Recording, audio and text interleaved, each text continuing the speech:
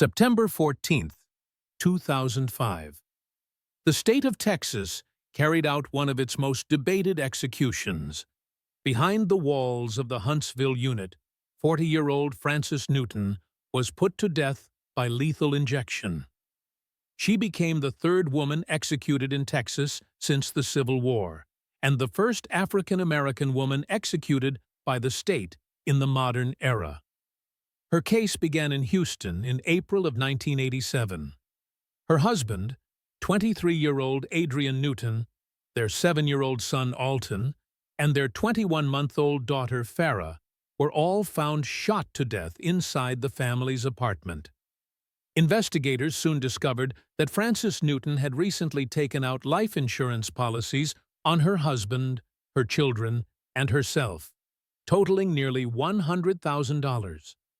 To prosecutors, the policies revealed a motive: financial gain. They portrayed her as a calculating killer willing to destroy her own family for money. But Frances Newton told a different story. From the very beginning, she maintained her innocence. She claimed that Adrian had been involved in drugs and that dangerous people from his world may have been responsible for the killings.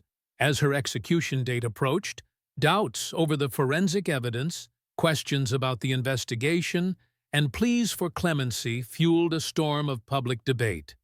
Was Frances Newton truly a ruthless murderer? Or was she a woman caught in the machinery of a flawed justice system?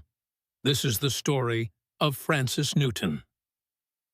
Love, Murder, and the Last Rose, Houston, Texas, April 7, 1987.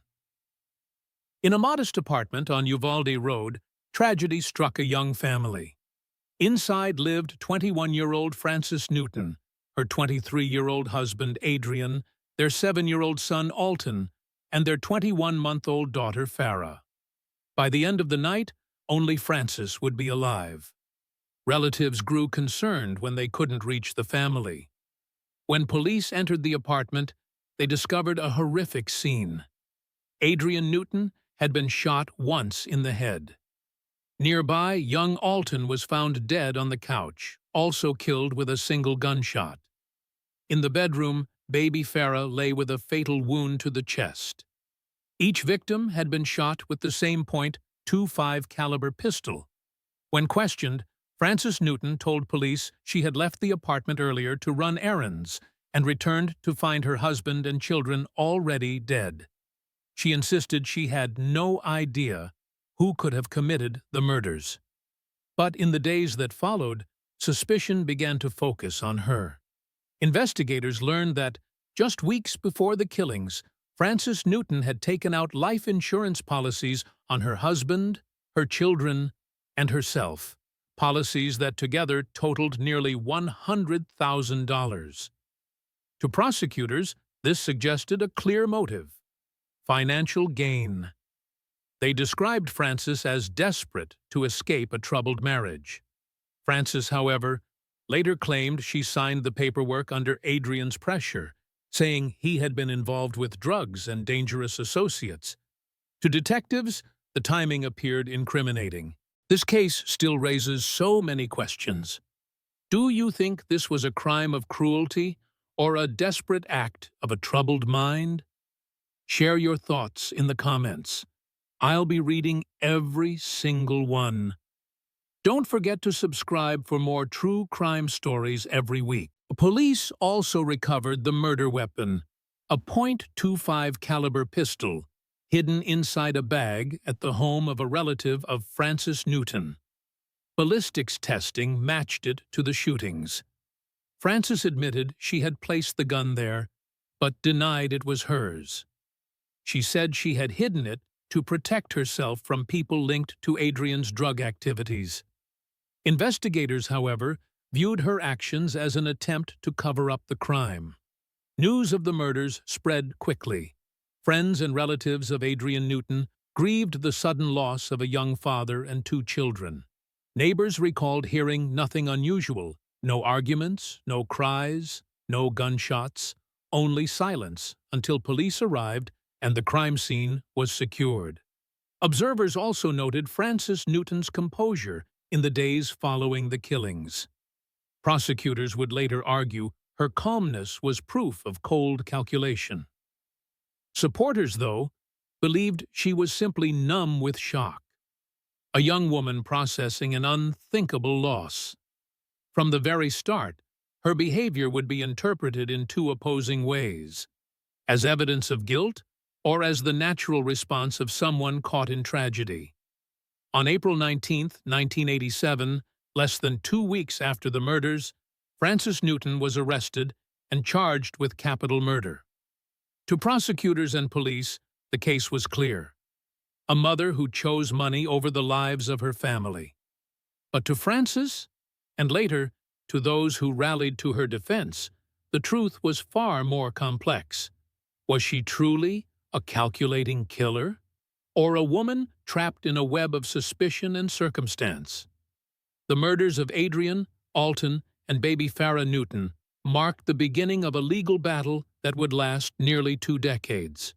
At its center stood Frances Newton, a woman who would one day face the ultimate punishment: death by lethal injection.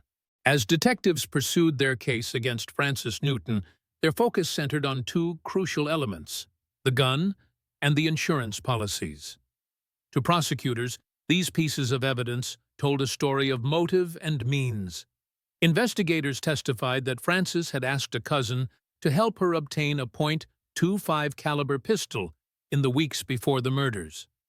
That very pistol, later found hidden at another relative's home, was matched by ballistics experts to the bullets that killed Adrian, Alton, and baby Farah. To the state, there was no question. This was the murder weapon, and Frances Newton had arranged for it to be in her possession. Even more troubling to investigators was a paper trail. In March of 1987, just weeks before the killings, Frances had taken out 3 life insurance policies, one on Adrian, one on herself, and one covering both children. Together, they totaled nearly $100,000. Prosecutors argued the policies were her motive, that she killed her husband and children in order to collect a payout, exchanging their lives for financial security. In October of 1988, Frances Newton went on trial in Harris County. Prosecutors portrayed her as cold and calculating, a young mother who staged the murders to look like a break-in, but whose financial desperation had given her away. They emphasized that she had hidden the pistol after the shootings, calling it an act of concealment, not fear. The defense countered with a very different picture. They argued Frances had bought the insurance policies as a responsible step for her family's future, not as a plan for profit. They pointed to Adrian Newton's involvement with drugs, suggesting that his lifestyle may have brought danger into the home. Frances herself maintained her innocence, insisting that someone else must have entered the apartment that night and carried out the killings. But the jury was not persuaded. After hearing weeks of testimony and weighing the ballistics, the insurance records, and the prosecution's narrative of motive, they delivered their verdict: guilty of capital murder. Her punishment, death. In late 1988, Frances Newton was sent to Texas's death row at the Mountain View unit in Gatesville. She became only the 3rd woman sentenced to die in the state's modern era. For many, her conviction seemed final. But over the next 17 years, her case would spark appeals, protests, and growing questions about the evidence. Questions that would shadow her life until the very end. After her 1988 conviction, Frances Newton was sent to death row at the Mountain View unit in Gatesville, Texas. Over the next 17 years, her case became one of the most debated in the state's history. Her attorneys launched appeal after appeal, challenging the reliability of the evidence used to convict her. They questioned how the pistol had been obtained and handled. Gunshot residue tests, they argued, were inconclusive. Even the state's ballistics work was criticized, with experts later suggesting that testing methods had not been as thorough as they should have been. Defense lawyers also attacked the state's motive theory, pointing out that Adrienne Newton had pressured Frances to sign the insurance paperwork, and that she had not even been listed as the beneficiary on one of the policies. To them, the prosecution had built a capital case on circumstantial ground. Meanwhile, outside the courtroom, momentum grew. Civil rights leaders, religious organizations, and anti-death penalty advocates rallied to her defense. Supporters argued that Frances Newton was being punished by a system eager for certainty rather than truth. Even some members of Adrienne Newton's family expressed doubts about her guilt, raising the possibility that someone else, perhaps linked to Adrienne's drug activity, could have been responsible. By 2005, her execution date was set. As the clock ticked down, petitions poured into the office of Texas Governor Rick Perry. International attention mounted. Amnesty International called for her life to be spared, citing unresolved questions in the case. The United Nations Human Rights Committee also urged Texas to halt the execution, warning that fairness and due process were at stake. The case also highlighted a rarely seen reality: the execution of women. Since the Civil War, only 2 women had been executed in Texas.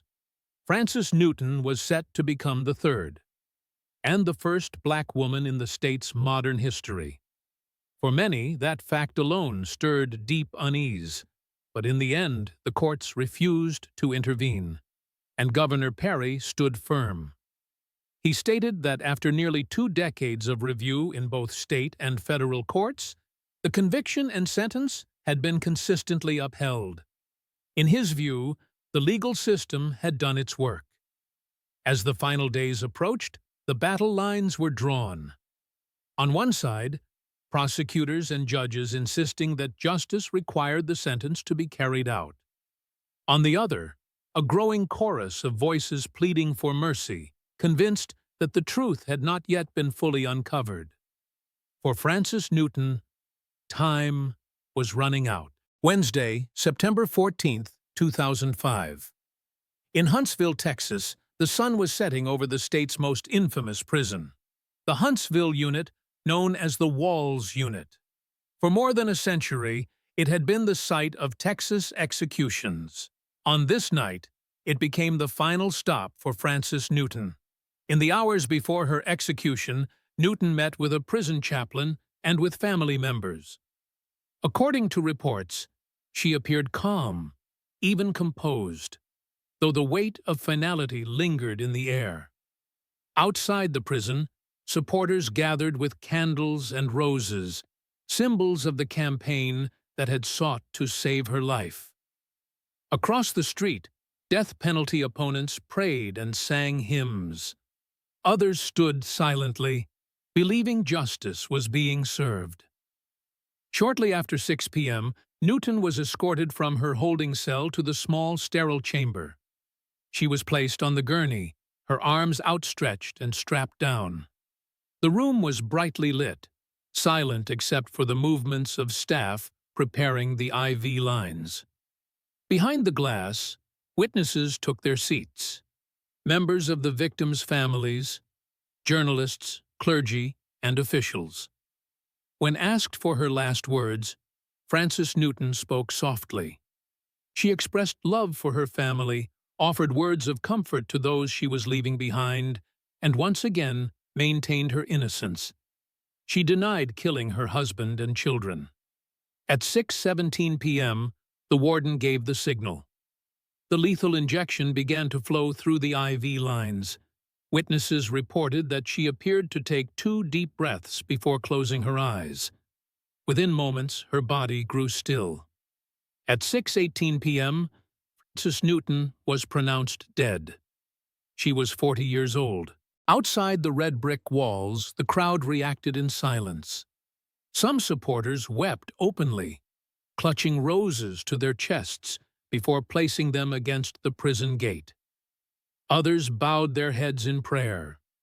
For those who opposed the death penalty, it was a devastating moment, the loss of a woman they believed should have been spared. For others, It marked the solemn conclusion to a crime that had haunted a family for nearly 2 decades. With her death, Frances Newton became the third woman executed by Texas since the Civil War, and the first black woman executed by the state in the modern era. Her execution sparked renewed debate nationwide about the fairness of her trial, the treatment of women on death row, and the future of capital punishment in America. That night in Huntsville, as the candles burned low and the crowd dispersed, one truth remained. Whether guilty or innocent, Frances Newton's execution left behind more than silence. It left a legacy of unanswered questions about justice, mercy, and the cost of taking a life in the name of the law. The execution of Frances Newton did not end the questions surrounding her case. Instead, it became the beginning of her legacy. For supporters of the death penalty, her death marked justice for the lives of Adrian, Alton, and Farah Newton, a family taken in what prosecutors described as a calculated act of greed. To them, the courts had spoken, and the law had carried out its sentence. But for many others, the night of September 14, 2005, left a wound that never closed. Civil rights groups, faith leaders, and anti-death penalty advocates saw her execution as a symbol of what they believed was wrong in the system. Reliance on circumstantial evidence, forensic testing that left unanswered doubts, and the refusal to grant clemency when questions of innocence persisted. Frances Newton became the third woman executed in Texas since the Civil War, and the first black woman executed in the state in the modern era. Her case was reported across the United States and around the world. Amnesty International highlighted her execution as an example of why the death penalty should be abolished, and the United Nations Human Rights Committee urged Texas to reconsider before her death, citing concerns over fairness and due process. In the years since, her story has continued to resurface in debates over capital punishment. Legal scholars have pointed to her case as an example of how circumstantial evidence and disputed forensic methods can leave room for doubt even in capital trials. For others, Frances Newton's case has underscored the racial, gender, and class divides that shape outcomes in America's justice system. Today, her legacy is not a simple one. To some, she will always be remembered as a mother who murdered her family for money. To others, she remains a woman who may have been wronged by a system unwilling to pause, unwilling to show mercy, even in the face of uncertainty. Nearly 2 decades later, the story of Frances Newton still echoes through the walls of the Huntsville unit and through the national debate over justice, mercy, and the power of the state to take a life. Her name, her case, and the roses left at the prison gates remain a haunting reminder. When the executioner's work is done, the questions of justice never truly die. This case still raises so many questions. Do you think this was a crime of cruelty or a desperate act of a troubled mind? Share your thoughts in the comments. I'll be reading every single one. Don't forget to subscribe for more true crime stories every week.